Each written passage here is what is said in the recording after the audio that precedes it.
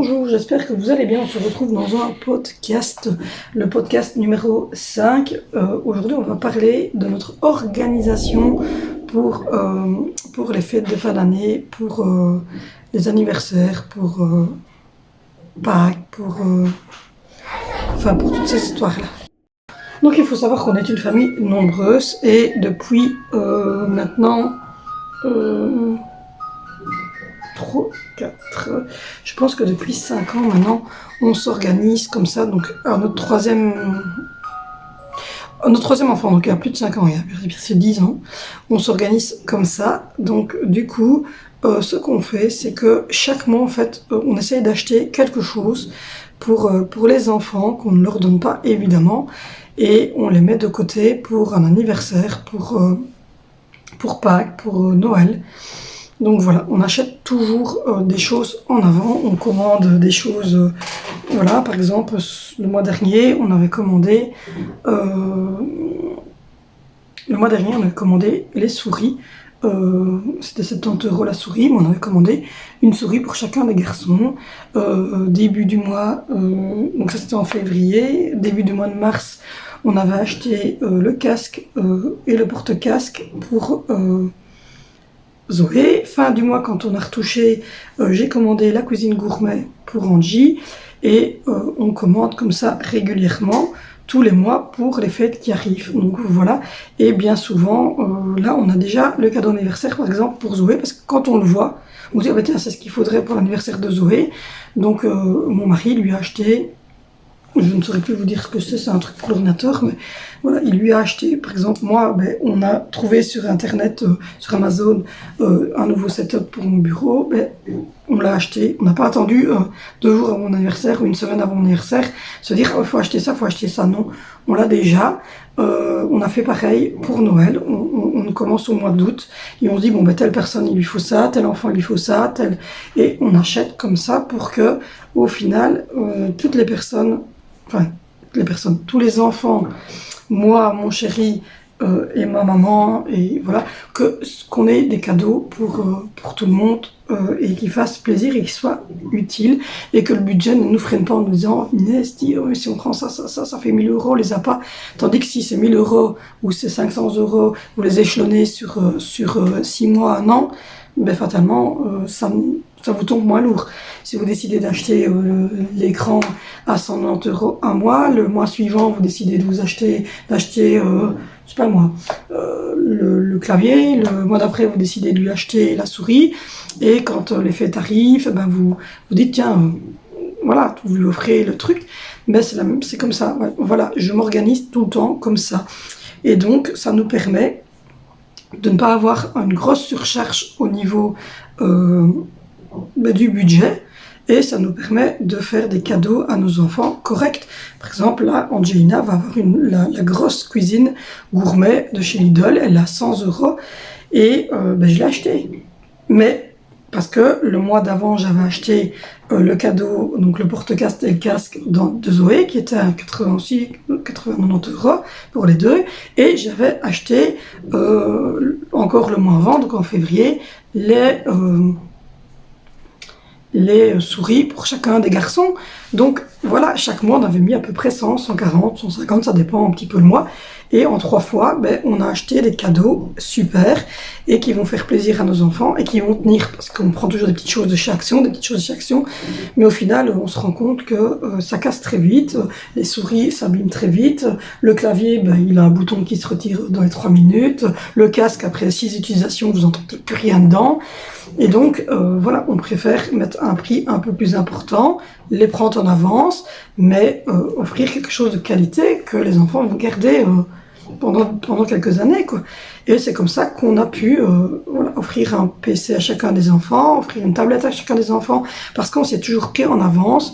Donc je vous dis, à partir du mois d'août, on commence les achats pour Noël. Quand Noël est terminé, on commence les premiers achats pour les fêtes de Pâques, on commence les premiers achats pour les anniversaires qui arrivent, et à chaque fois on s'y prend en avance, ce qui permet que quand vous arrivez à Pâques, à part ici où on a fait, je ne vous ai pas montré parce qu'évidemment les enfants regardent les vidéos, mais on a acheté les dernières choses, c'était les œufs au chocolat qu'on vient d'acheter il y a une semaine, 10 jours d'ici. Mais sinon, au niveau cadeau, on avait tout en fait. Et je vous dis, on a déjà le cadeau d'anniversaire de Zoé. Et on est déjà en train de regarder pour les anniversaires des garçons qui arrivent un peu, enfin l'anniversaire d'un des garçons qui arrive un peu avant Noël. Et les Noëls qui arrivent sont déjà en pourparlers, on est déjà en train de se dire, bon, on prendrait bien ça, ça, ça. Et donc, on sait déjà là, à l'heure actuelle, ce qu'on va prendre pour chacun des enfants à Noël qui arrive. Parce qu'on sait qu'on va acheter ça comme ça et que on ne va pas devoir, le 10 décembre, débourser 400 € pour pouvoir acheter les 2 cadeaux ou les 3 cadeaux pour chacun des enfants. Et donc ça, c'est déjà un roulement. Et on fait ce roulement depuis des années et ça nous permet de vivre des fêtes de fin d'année correctes, d'avoir des anniversaires avec les enfants où ils reçoivent un téléphone. Là, dernièrement, un de mes enfants a reçu son téléphone. L'année avant, c'était mon autre fils qui a reçu son téléphone. Mais là, on a acheté le téléphone au mois de... Je crois qu'on a acheté le téléphone au mois de janvier, au solde de janvier, et il a reçu le fin février, quoi. Donc on l'avait acheté un mois et demi en bas. Mais c'est pas grave, on a profité des soldes, il a eu le téléphone qu'on voulait. Et on fait ça avec plein de choses. On va aller au solde en juillet-août et on va déjà acheter peut-être un cadeau ou l'autre. Et voilà. Et quand on le voit, quand on fait les magasins et qu'on dit « Oh, ça serait pas mal », mais en fait on n'attend pas, on le prend. Et on le met de côté et les enfants les ont plus tard. Donc voilà, mais en tout cas, nous, on fait ça depuis, comme je vous dis, depuis des années. Et ça nous a toujours permis d'avoir des fêtes de fin d'année agréables et de ne pas être en train de regarder le sapin et de se dire que cette année on n'aura rien parce que si on ne faisait pas ça, en fait, on n'aurait rien sous le sapin. Malgré qu'on n'est pas non plus à court d'argent tout le temps, mais notre quotidien, on vous a fait un truc sur le budget et si on ne faisait pas ça, on n'aurait pas la possibilité de le faire. Certaines personnes préfèrent voyager et donc ça c'est autre chose. Nous on voyage pas, donc c'est pour ça qu'on fait des gros cadeaux. Maintenant, je sais qu'il y a certaines personnes qui ont déjà dit qu'elles préféraient faire des tout petits cadeaux, mais partir en ski, tout ça, et ça c'est très bien aussi. Donc voilà, ça c'est aussi un bon choix. Si vous aimez voyager, pourquoi ne pas mettre de côté et puis vous permettre de faire le voyage avec vos enfants. Donc voilà un petit peu, on s'y prend en avance et on trouve ça très très bien. Et après, comme je vous l'ai dit, on préfère mettre un prix un peu plus important, mais en tout cas avoir quelque chose de qualité, parce qu'avant on faisait comme ça aussi, on achetait des choses à 20 €, 10 €, et au final, vous en achetez 5 sur la même année, et ça ne vaut pas le coup. Donc voilà,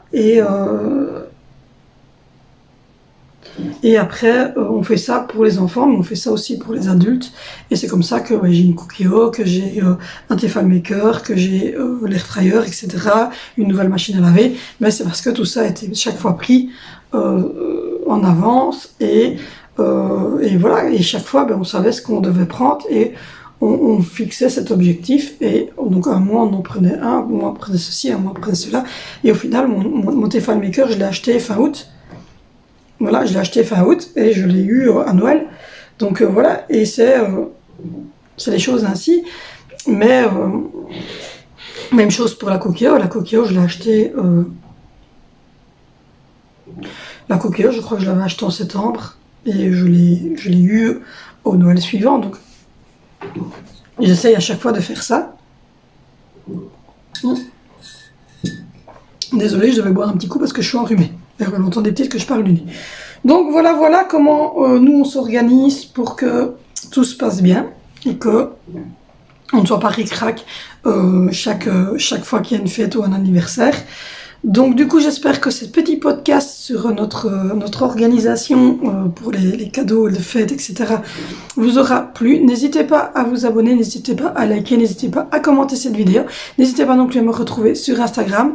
Et moi je vous fais de gros bisous et on se retrouve demain sur cette chaîne pour une prochaine vidéo.